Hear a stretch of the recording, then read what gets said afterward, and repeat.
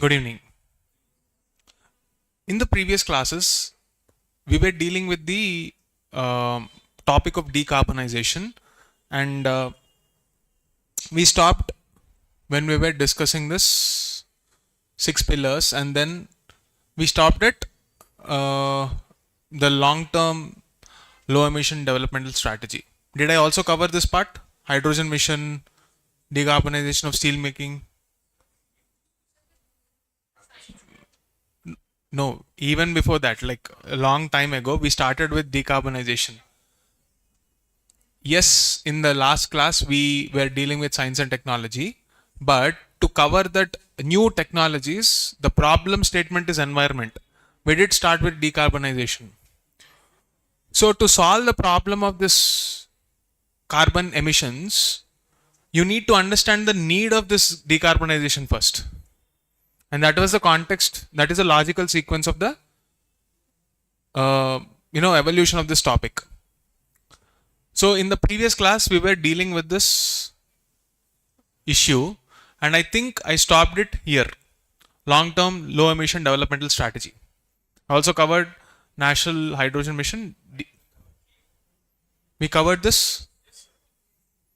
Okay. So I think we are somewhere here, circular economy, if I'm not wrong. This one is also covered? Carbon markets, okay. If you have covered till now, oh yeah, we covered polyurja. So we are entering into the carbon market thing. So this is the previous framework. Now we have come to a new legislation per se. We are trying to create a new law that will start, the new setup that will start working from April 2026. Okay, but before that, I want to introduce you guys to the overall idea of carbon markets. And UPSC has a tendency to pick up questions from the About Us section of UNEP or any UN sites, the internationally accepted sites. So let us pick up the information straight from the source and interpret it on how they can be used to create questions. So today's session will be short because I wanted to bring this fiscal instrument of carbon markets, introduce you to that concept, and go back to that science and technology, new technologies that can be specifically targeted for solving the problem of climate change. There are two broad themes that I'm expecting this year. One is the technology that deals with climate problem. Two, the technology that deals with defense solutions for India. These two areas can be asked as questions. What is the cue? Last year we have had a question on explosives. That is a new entrant. So UPSC has this pattern. They will introduce a very random topic. Okay? That random topic will obviously be very difficult to answer for most of the candidates. They will leave that question. In the subsequent years, you will notice something built around that theme. So I'm expecting defense technologies and the impact it has on environment, and again the technologies that should be used for climate problem, like a vicious cycle. That is one theme that I'm expecting. Apart from the usual agriculture related technologies, wastewater related technologies. Everyone will be preparing for AI, LLMs, the usual communication technology. but nobody will be focusing on these terms. That's the reason I will be focusing on them in the next class. Clear? Fine. So now let's read line by line so that you will know how UPSC designs questions. Simultaneously, I will also show the PIB article on carbon markets that India is coming up with. First of all, you saw this mechanism multiple times, even in environmental regulation class, the environmental governance class in the December. I've taught this Article 6 of the Paris Climate Deal. So carbon markets are carbon pricing mechanisms enabling governments and non-state actors. So you have to remember one thing. Usually UPSC will focus on trying to twist the statements, the earliest possible version of designing question. Take the entire line from the website, either omit or twist the statement to make it extreme. So that level of questioning we should be ready with, right? So one thing that you have to notice is stop assuming that it is only for governments. Carbon markets will require wider participation. If you say that I will only include governments, most of the carbon emissions are coming from the market, the private players. Without bringing them on board, what will you do? So, non-state actors, please be careful about this. They are also included. To trade greenhouse emissions credits. The aim is to achieve climate targets and implement the climate actions cost effectively. Note this point, cost effectively. This is where the technology comes into the picture. Clear? So there are two ways to solve the environment problem. Nature-based solutions, technocratic solutions.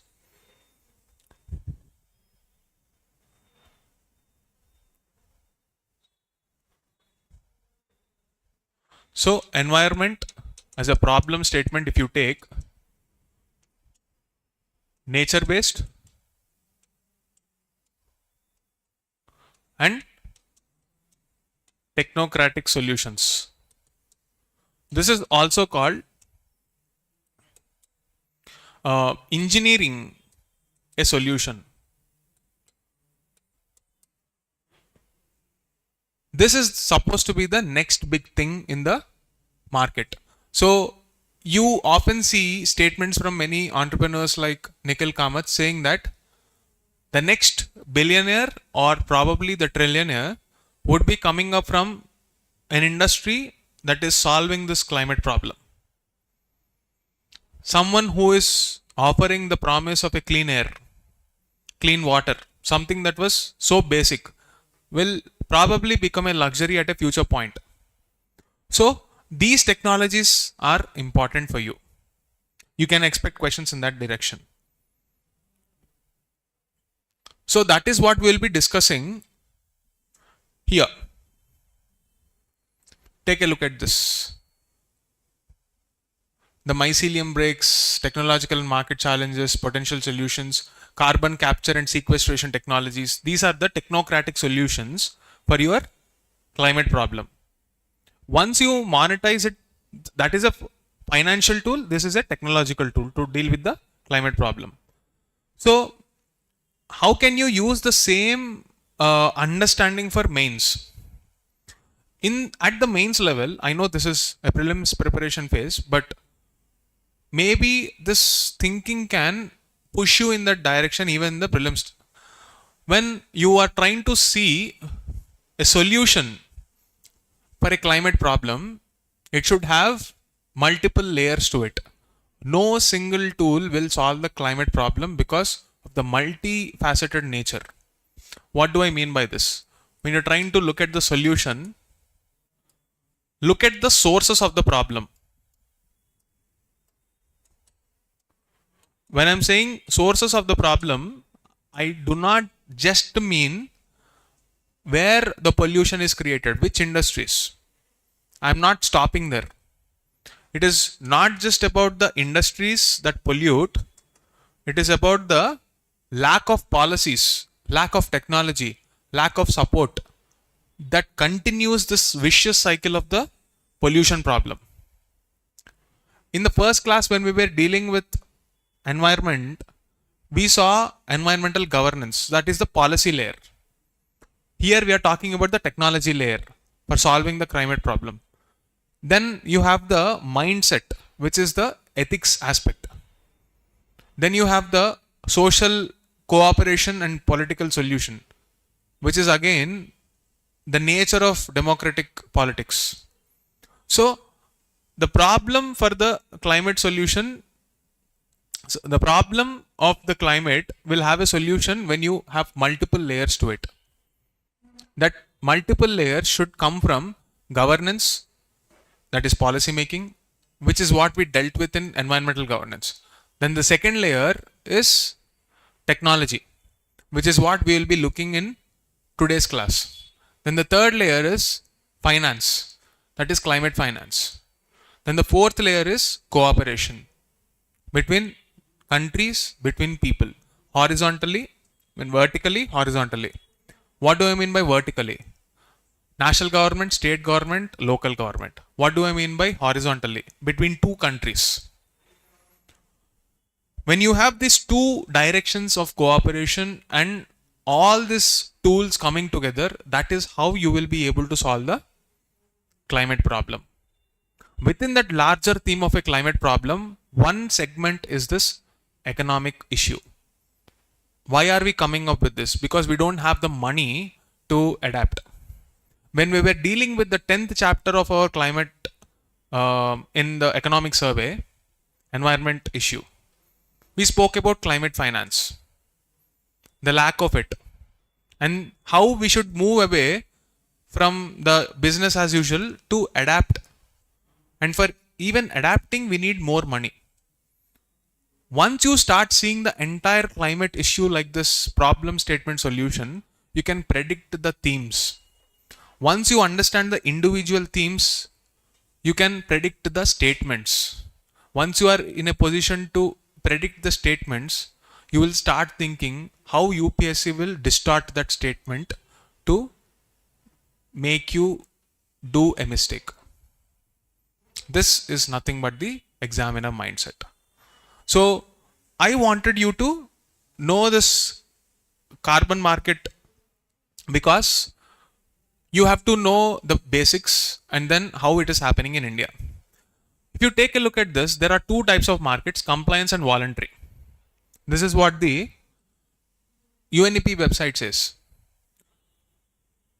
UPSC also knows that extreme worded statements is so common knowledge for students now that they will try to create a trap in such a way it will look like a true statement. Now tell me, how will you make this, how will you use this knowledge? There are two types of carbon markets, compliance and voluntary. I will create two statements. Let's see. Statement number 1. All carbon markets are voluntary. True or false? False. All carbon markets can be voluntary. True or false?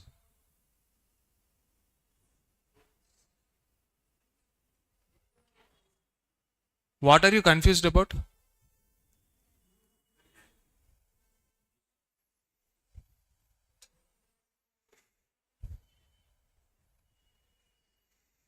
What are the levels of confusion now? Tell me. I'm very curious about this source of confusion because are you looking at it like a CSAT question or are you looking at it like an ethical question? What should you write? What should be the right answer here? If you say this is true, it is an ethical dilemma. If you say it is false, it is technically wrong. What should you pick now? In prelims, always stick to the technical issue. Why are you having an ethical dilemma? If you are making everything voluntary, nobody will comply with it, which makes the tool ineffective.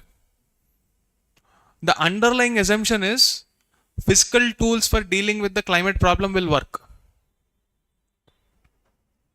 If you are arriving at an answer based on an assumption, then you are doing a mistake in UPSC, at least in the prelims level.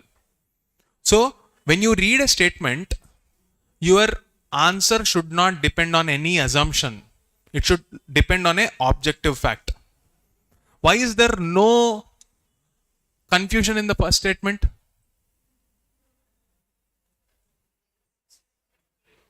Why is there no? So, is there any underlying assumption? You're directly looking at an objective fact that is given in the website. Here, is there any underlying assumption? So many. So, this is the area where your weakness is there. Most of the mistakes in your exam are because of the unverified assumptions that you will only be challenged on the exam day. So, how do you use your mock test? When you make a mistake, don't look at the answer directly. Even if you get it right, go to the source of the question. Verify your assumption also. Even if you get an answer right, sometimes that assumption can be a flawed assumption. You are just lucky to get away with it. Once you question your assumptions, you will be able to make significant progress. I wanted to highlight this point, and that's the reason I opened that website. Okay. In compliance markets, such as national or regional emission trading schemes, participants act in response to an obligation established by a regulatory body. Now, in India, do we have a regulatory body for carbon markets? Yes. Do we have a carbon market? Are you sure?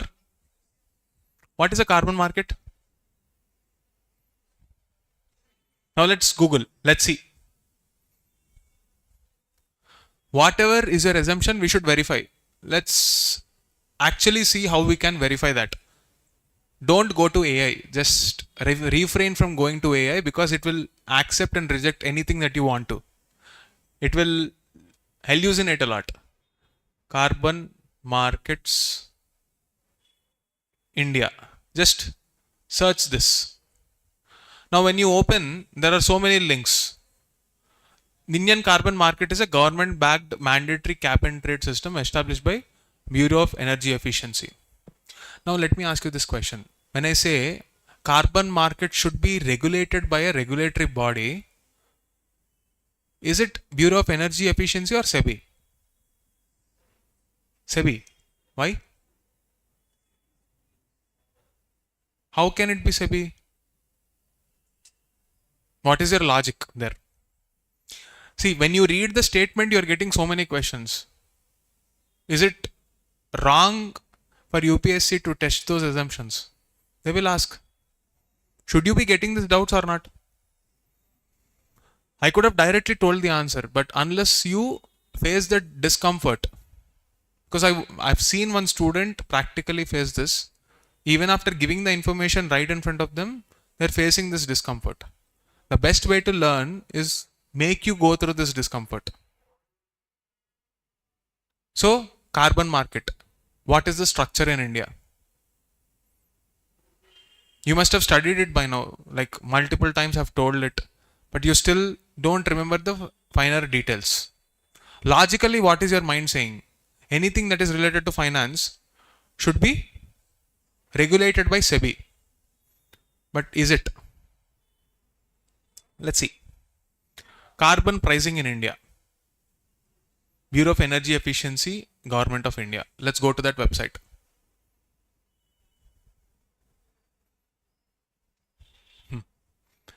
Take a look at the step-by-step structure of the content in the website. First of all, why are we having this?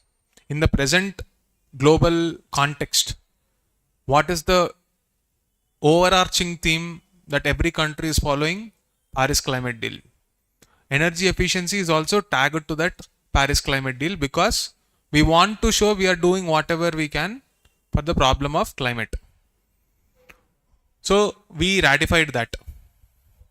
Then we tried to limit, there are some targets in August 22, government revised, raising its ambition to 45% reduction in GHG emission by 2030 from 2005 levels, 45%. This is what I was talking about in the, 1 second, I'll show you. Okay, I'll get back to that. There was one infographic, right? Like there is a comparison table. So the INDCs were updated. Second one is carbon pricing instruments and the state of global carbon market. Now, when you are reading this, compare it with the UNEP website. Globally, carbon pricing instruments are essential tools in the fight against climate change. Why? Because what is the biggest problem here? The biggest roadblock in climate governance is lack of finance. Even if we want to adapt to the new normal, we don't have money. So without that, no climate deal will go forward, or no negotiation will see success. These instruments can be categorized into two main types: compliance and voluntary. Copy, paste. What does this indicate? We need a uniform structure across the world. Clear? Now, compliance mechanisms such as ETS are typically implemented and managed by government. Emission trading system. Why do you think this is tagged as a compliance mechanism? Why is ETS called a compliance mechanism?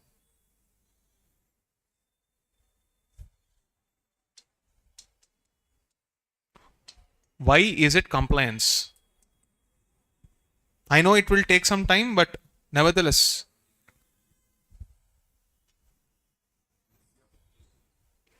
See, what is happening in ETS? First of all, you should ask that. What is ETS?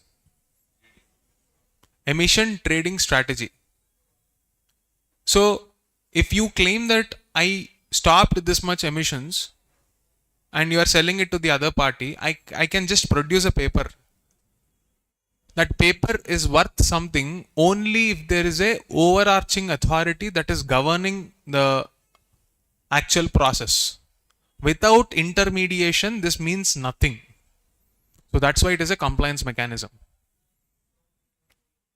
Implemented and managed by government. They set a cap on emissions and allow entities to trade emissions. You all know this part. Voluntary mechanisms, on the other hand, are often managed by independent standards or NGOs. Okay. By purchasing carbon credits from projects that reduce or remove GHGs. In some of the countries, there is also a government operated voluntary mechanism. So, how does a voluntary mechanism differ from a compliance mechanism? Can you tell me? Here also you are buying credits. There also you are buying credits. What is the difference? Yes, what's the difference? Sure, we can. But why not club it under compliance?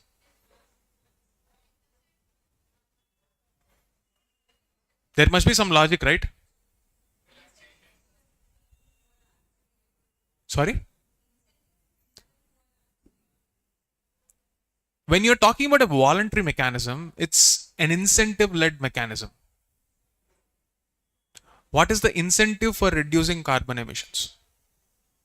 You got to have some incentive. If you are in a compliance-based mechanism, there you are forced to do it. Here there is no force. Ideally speaking, everybody should be forced to do it, but practically speaking, it's not possible for certain industries. And sometimes when governments are pitching in for that voluntary markets also, the credibility for that certificate will be much higher in a global market as well. So those countries which are trying to expand their reach, they will be they will be trying to go abroad as well, like find markets internationally. So that's the reason why mechanisms will be voluntary also, and they will be backed by governments also. Is India doing something like this? This is the question I was asking. Carbon markets. In the past, Indian industries are familiar with the implementation of both compliance, which is PAT scheme. Okay, this is a scheme by Bureau of Energy Efficiency only, and voluntary, such as offset projects such as CDM and similar other instruments. Take a look at this. Second largest number of CDM projects globally under the PAT scheme, Indian units have been able to save some number. But why are we trying to create a new architecture, governance architecture? There must be something that is not working or something that is considered to be an upgrade. Take a look at this. While compliance-based instruments have pushed entities to take compulsory actions, voluntary actions have incentivized their extra. Both the cases, they were rewarded through credits. Hence, there is a sufficient familiarity. In that context, one major problem here is lack of uniformity of standards. Here is where we'll go back to that other thing. Take a look at this Article 6 of the Paris Climate Deal. This is a very, very important article. In fact, there is a previous year question on this. What is the aim? To allow for enhanced ambition of climate actions for implementation of INDCs and to promote sustainable development.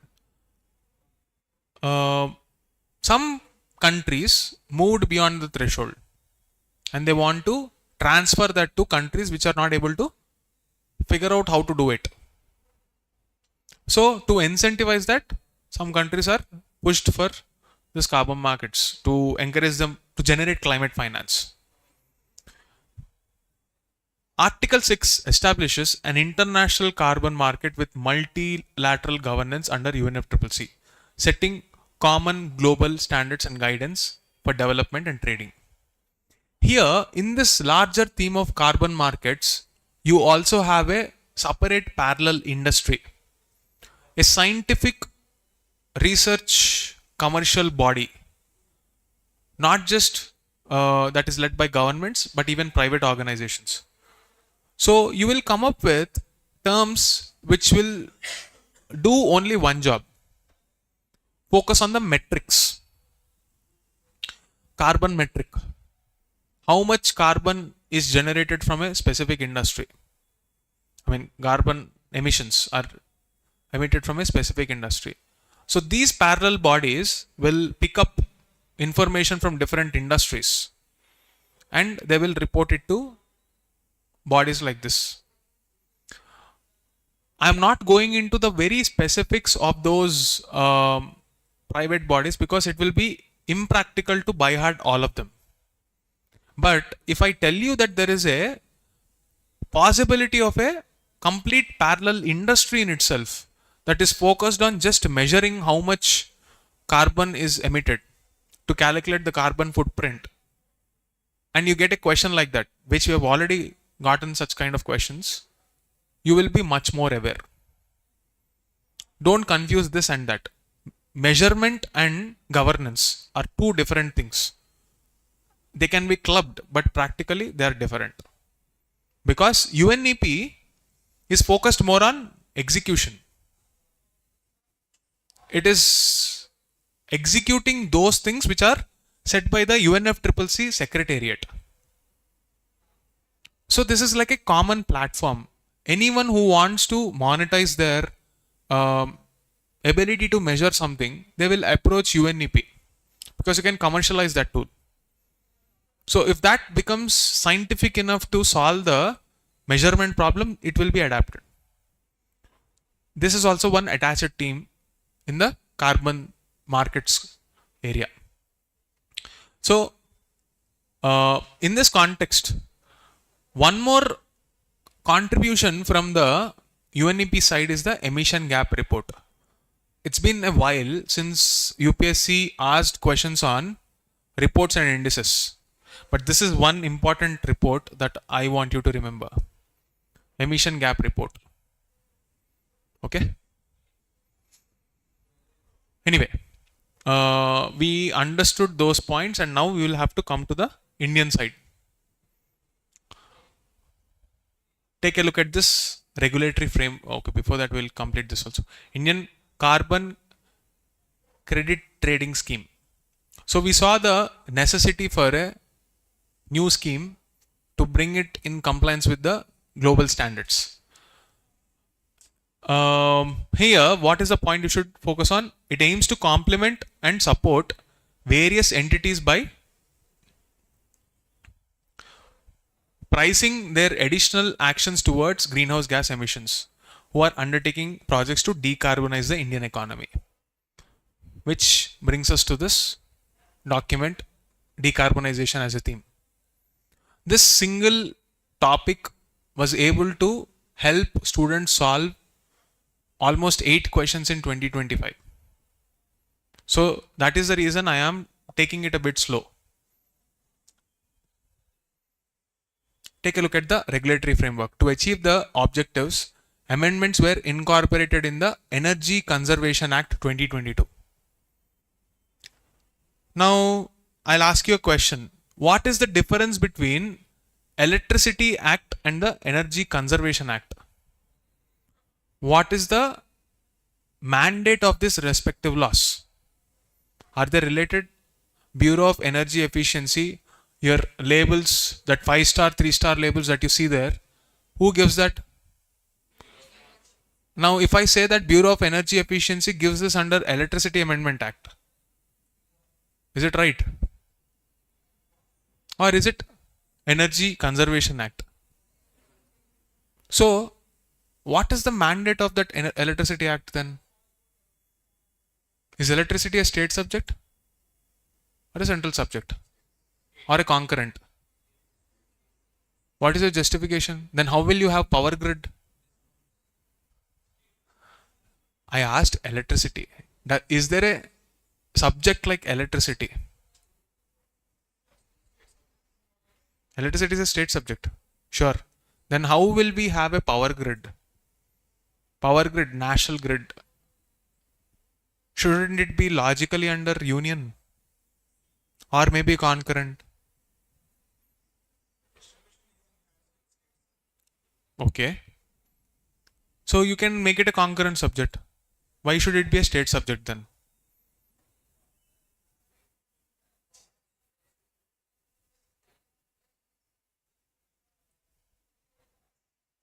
Any answer? So think of this. I won't give the answer because my job, at least for today, would be to raise the question. Now, when we are again discussing the theme of power, we will cover all those topics again. But for today, think of this question. Whenever you're looking at Article 246, the subjects of Indian polity and the division therein, you should see why something is a union, why something is a concurrent, why something is a state subject. At least, if not all the subjects, at least the ones that are in news, like law and order, health, agriculture, prisons, criminal justice. Is criminal justice a state subject? If yes, then why is the central government releasing Bharatiya Nyaya Samhita? Law and order and police come under state. Then why aren't we having state level Bharatiya Nyaya Samhita? Why not Telangana Nyaya Samhita? Uniformity. Then logically it should come under what subject? Concurrent or union? Why union? This part is already over some of you, so go back and revise if you're not able to answer that question. Anyway, coming back. This is the most important area where you can expect a question. The institutional framework for carbon markets. What is the institutional market framework? At the central government level, you will have a steering committee. And it is the official name, Carbon Credit Trading Scheme. It will see the functioning of the Indian carbon market. The committee constitutes of like some people will be there. I don't want you to memorize all this. Look at the abnormal inclusion, if any. Otherwise, it's very logical to assume that these are the people. Only focus on exemptions. Take a look at them. Ministry of Power, obviously. Ministry of Environment, Forest and Climate Change, because we're dealing with energy conservation. We're trying to reduce carbon emissions. So it is not a strange fact that these two ministries are getting in touch with each other. So nothing to remember here. Unless there is an abnormality, don't get confused. So what is the function of the National Steering Committee? I can use each of this statement to distort your understanding. For example, recommend to BE for the formulation and finalization of procedures for Indian carbon market.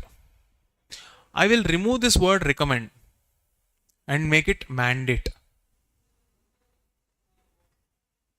Is it true? It is just a recommendatory body. Who mandates it? If it is a mandatory thing, who should be enforcing that mandate?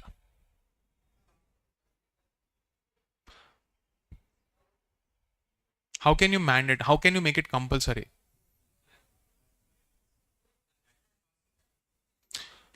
So if you're saying it is mandatory, are you saying that I will take a part of your salary and invest in this? What do you mean by mandatory here? One more layer of question. Do you think compliance as well as making it mandatory are one and the same? Write down this question. See, I can give you these answers right away, but struggle for a bit. Do your own research, because this will clear a lot of your confusions. When I say in the context of carbon markets, if something is said to be a compliance based scheme, and if I say that it is mandatory, are they both one and the same?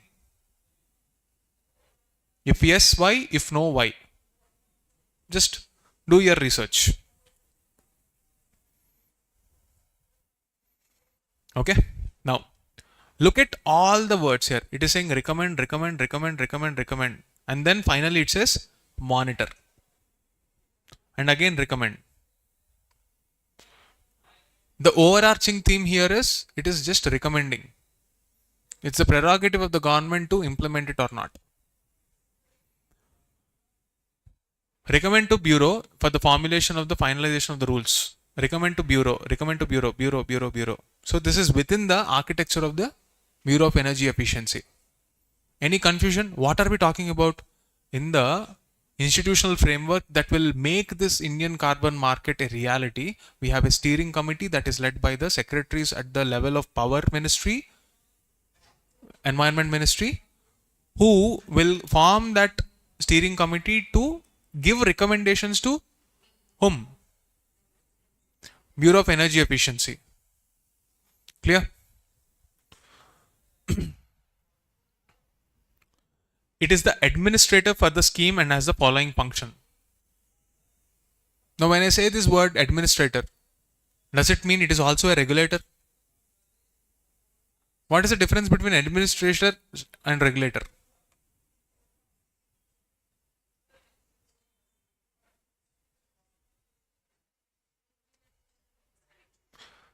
Administrator is implementation. Then what is execution? Like executive will do what? Are they both one and the same?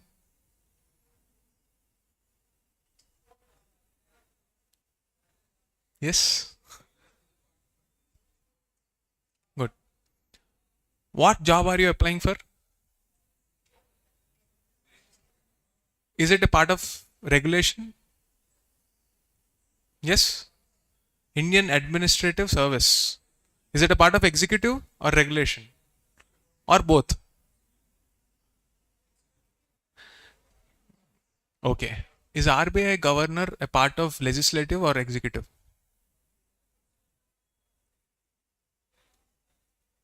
Why is this a confusion? It's a part of executive only, right? Then an administrator is a part of executive or legislator. Sir, can I say that regulatory bodies are also part of the executive? Then why are you confused? Bureau of Energy Efficiency is the administrator for the scheme and has the following functions: to identify sectors and potential for reduction of greenhouse gases in different sectors and recommend to the Ministry of Power to include such sectors in the Indian market. So, as of now, not every sector is included. Why?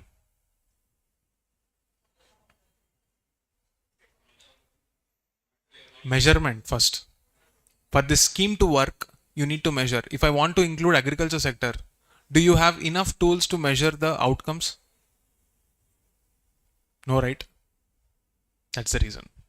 To develop trajectory and targets, the day that metric comes, the day that technology comes, why not? We will obviously include them.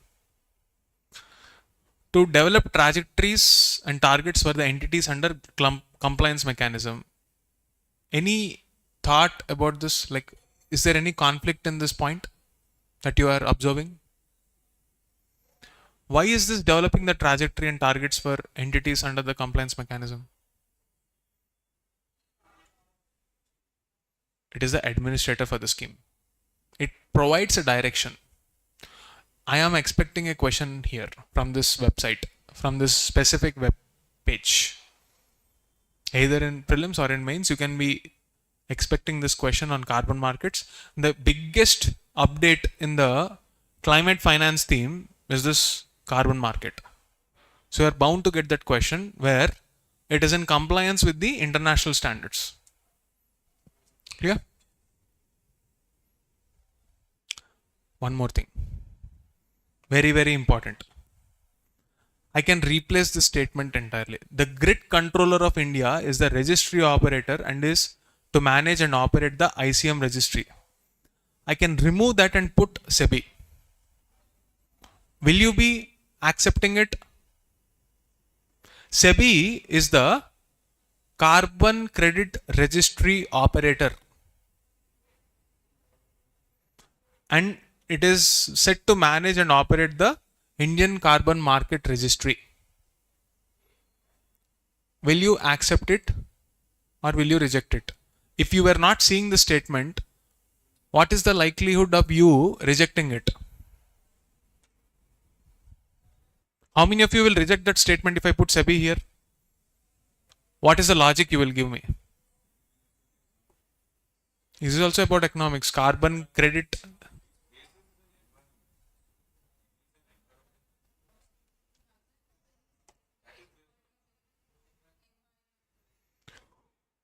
You know ESG norms? Environmental, social and governance, green norms basically. Who is regulating it? SEBI. How are they doing it? What is your justification?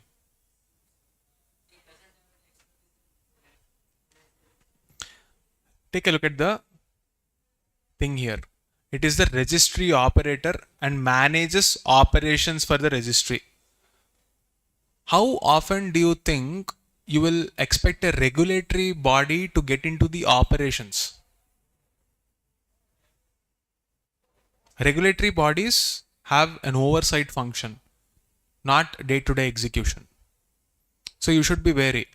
Except some exceptions, like let's say for example, RBI deals with the day-to-day execution of the currency printing and circulation, because no other body is as powerful enough or even skill-wise not technically equipped to do that job. Again, it is not in conflict with its job. If you are regulating the same market that you are having an operational control on, don't you think this is a conflict of interest? Think on those lines. Next, I don't want you to get into the details of it. Take a look at this. Central Electricity Regulation Commission. Read the words very carefully. Electricity Regulatory Commission. It is the regulator for trading activities under the ICM. We are at the core part of the question. Again, I will replace it with SEBI. This time, what will be your justification? SEBI is the regulator for trading activities under ICM and has the following functions. What is your justification this time?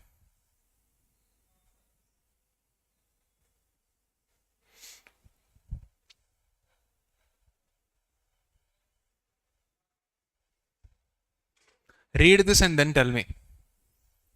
To approve business regulations of power exchanges, to provide market oversight and take necessary corrective actions. Your justification for the previous one is right now. They do not have the technical expertise. So that's why they are not here. That's why we have given that job to CERC. You can expect a question from this area, very, very important. Clear? Now, we understood the regulatory part of it. We will take a digression from this. This much is enough. Don't go into the depth of it. So, what are the various things that you need to know? CERC, Grid Controller, Bureau of Energy Efficiency, and the National Steering Committee. This is the architecture you should be aware of. Once you are aware of the policy side of the problem, we will trust the markets to generate that finance, the ICM. So governance is over, economy is over. Now let's move to technology. What are the various technologies available for solving the climate problem?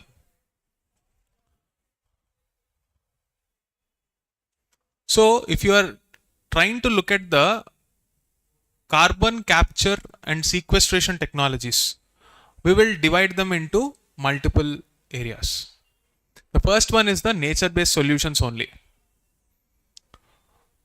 So terrestrial carbon sinks. This is not a new technology per se, but under the theme of carbon sequestration, I've included them. So afforestation and reforestation techniques. That is one answer. Planting trees to absorb CO2. Soil carbon sequestration. How will you improve the quality of soil? Tillage, cover crops, biochar. You know, I am not going to explain this basics. Improved grazing management for cattle, pastoral pastures. Something very basic. Boring, non-remunerative for the industry. So, unlikely this will be glorified. Okay. Biochar, I have discussed this part multiple times. So, the most profitable venture going forward is the industry that will create this artificial biochar in a massive industrial scale, because it is a potential solution for the carbon problem. Agroforestry, wetland restoration, mycorrhizal enhancement. This last thing, what is it dealing with? Fungus. Even mushrooms can be a good source of absorbing carbon.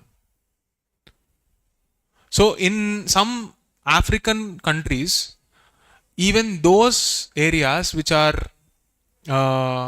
indulged in mushroom cultivation, they are also getting carbon certificates. Additional source of income for farmers. Okay. So there is a company which is indulging in carbon trading by generating certificates from this kind of activities, which is a good thing. Now, when you're talking about carbon sinks, this is dealt with in blue carbon ecosystems. Here you are talking about the most boring things again, sticking to the basics. Don't destroy the existing things. And if you are trying to save them, what are the ways in which you can restore mangroves, salt marshes, etc.? How? Store large volumes of these in sediments by some technologies like biorock. You had this question in previous year.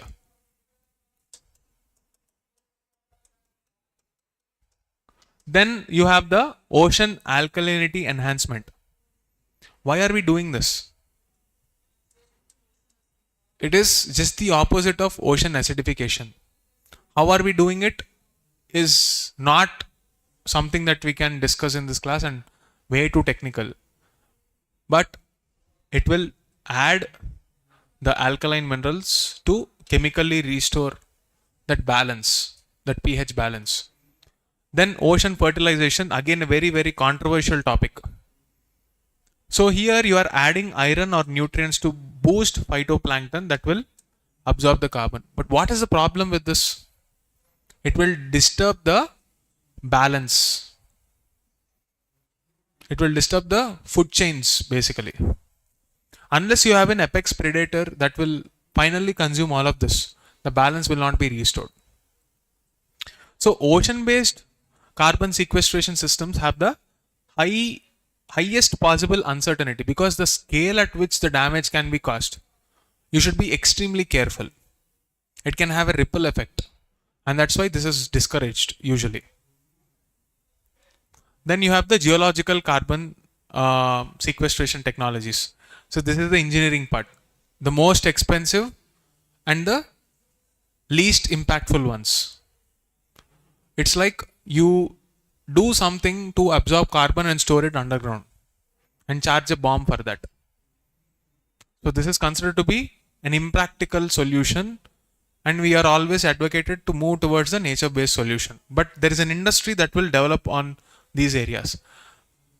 Pre-combustion capture, direct air capture, geological storage, mineral carbonation. These are some of the important technologies that will force us towards adapting this eventually if governance is not strong enough.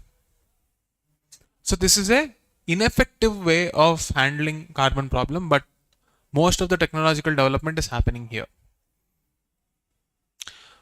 Why is this presented as a quick fix? Because the time with which you can solve this problem, we don't have that amount of time. Natural processes take long time. We don't have that. So they are presenting this geoengineering techniques. Long story short, what will happen here? Whatever greenhouse gases are there in the air, they will be sucked in, and you will do something with it, either store it underground or reuse it in one way or the other. But it is not cost effective. The multiple technologies that you see here are belonging to that category. Long-term permanence is there, but high cost and energy needs. So to make this long-term permanence, you are again burning fuel. This is the irony. We haven't figured a technology that will run through renewable energy to sustain this. And you are talking about long-term permanence. What are we doing? You are taking it from the atmosphere and pushing it underground. It's like, a lazy hostel student trying to manage the dust and push it under the carpet. It's not in your sight. The problem looks like it is solved, but you're sitting on that problem. Then you have hybrid industrial technologies like bioenergy with carbon capture and storage. So it's a combination of the pure geoengineering techniques with biotechnology. It's like two industries coming together, like economies of scale. So you can say that biotechnology will offer a solution and also give a solution through engineering. What happens here? Biomass is burned, CO2 is captured, net negative emissions. Basically, whatever you do, like there was one funny, there's something called green humor. There is a guy who makes this nice caricatures. I think his name is some Rohan Chakravarti. So in one of those memes, he created this. Manreka will be used to dig all the green pastures that will be dried. On that, you are putting some pusa decomposer which will get degenerated. That soil, you are pushing it underground by another industry. Together, these people will say we have saved the climate. I know this is a caricature and this is a funny meme, but you interlink all these points. I don't know if it is the same page, but I remember seeing this somewhere. It caught my imagination, and that's the reason I'm bringing this up here. So when you have such hybrid technologies, which are always industrial in nature and linked to economics, you will always have a highly cost inducing mechanism pushed as the mainstream solution. And it takes again a policy to counter that trend. Only time will tell if we will be moving in that direction. Okay, the rest of the topics we will be dealing separately. The theme today for today's theme was carbon markets, the regulation internationally, nationally, the various technologies available for it. Okay, that's it for the day. Thank you.